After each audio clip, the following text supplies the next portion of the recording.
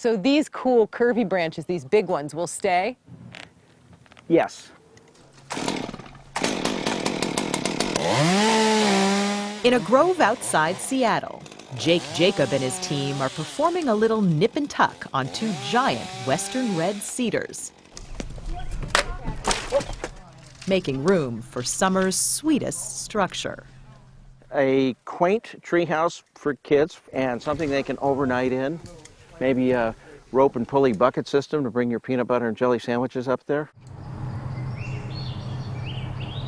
Every grade school boy's dream is to have a treehouse.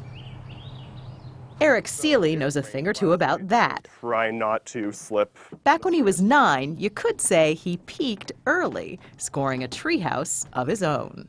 My friends would come over and they'd look out the window and be like, "You have a treehouse?" He even made it onto the cover of a how-to book with his friend Allie Chung. What are your memories of this treehouse growing up? Pine cone fights. Pine cone fights, definitely. Did you toss pine cones from up here? Yep. Yeah. Yep. That could do some damage. A crow's nest with a trap door was the perfect place to attack or retreat. You can shut the enemy out and stand on it. Awesome. And they can't get in. Turns out, these days, it's not just kids who turn to tree houses to make an escape. How often do you come up here?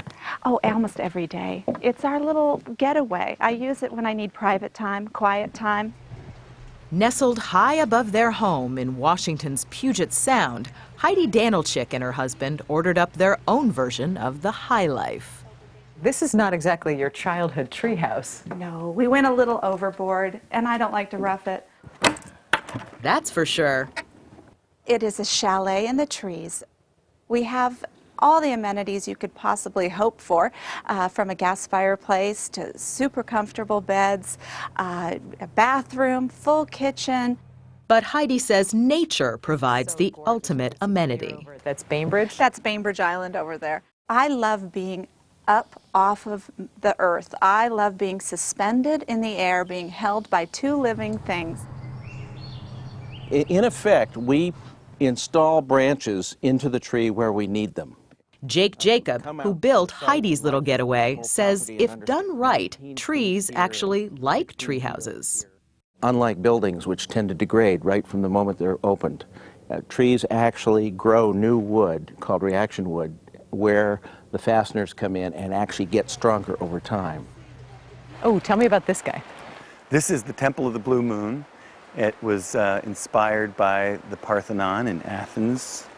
Peter Nelson has built more than 100 tree houses with Jacob, and he also runs a treehouse bed and breakfast. Windows extend all around here, so you're waking up kind of in the middle of the trees. Populated with his designs and booked through November. Nelson says his professions come of age. Today, tree houses are finally a legitimate form of architecture.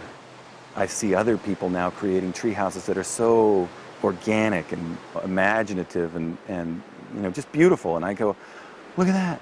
Designs like those created by Roderick Romero. I always say that, like, nature, you know, is the architect, really. I'm just trying to fit in. Rustic and clever, like this one inspired by a Moroccan lamp. Romero had done just 2 commissions when he found out just how popular tree houses have become. And then the third house I really lucked out on, because it was for Sting, the great musician, and his wife Trudy and their family in Italy.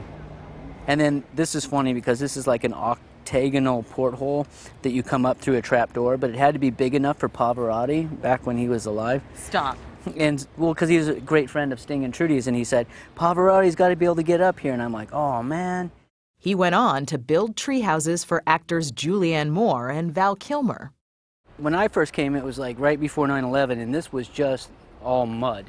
But visit Roderick Romero at his favorite treehouse, one he designed for a community garden in Manhattan's East Village.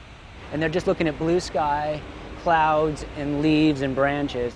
And you'll learn it doesn't take much to get high. It's amazing. You just get yourself 8 feet off the ground and you're in a different realm. You really are. You see things from a different perspective. I guess that's really it. Maybe that's because when it comes to tree houses, the perspective we all want is a child's. Either you're returning to childhood if you're an adult, or if you're a kid, you're just going into your, imagination and creating a new world. It's beautiful.